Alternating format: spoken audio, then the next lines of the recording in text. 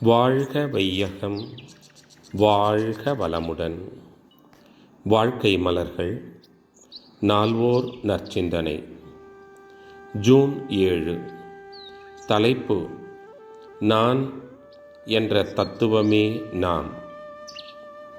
தண்ணீரே சமுத்திரம், ஆறு, ஏரி, குளம், குட்டை, மழை, மேகம் என்ற பல பெயர்களால் அழைக்கப்படுவது போல, நான் என்று சொல்லும் அறிவின் தத்துவமே, காந்த சக்தி அலை இயக்கமே, பல்வேறு உருவில் அதனதன் தன்மைக்கேற்ப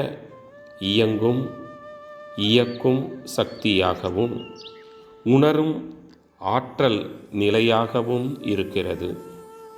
ஆகையால் இந்த நான் என்ற தத்துவம்தான், சக்திதான், நாம் என்ற பலராக, அநேக கோடி ஜீவன்களாக, மனிதர்களாக, அறிவியக்கங்களாக இருக்கிறது.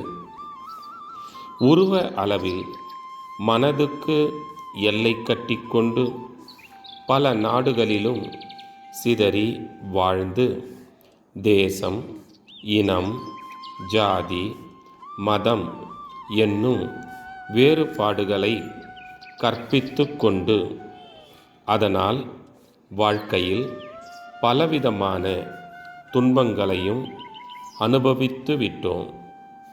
ஆழ்ந்து ஆராய்ந்தபோது அறிவின் தத்துவமாகிய ஆன்ம நிலையை அறிந்து விட்டோம்.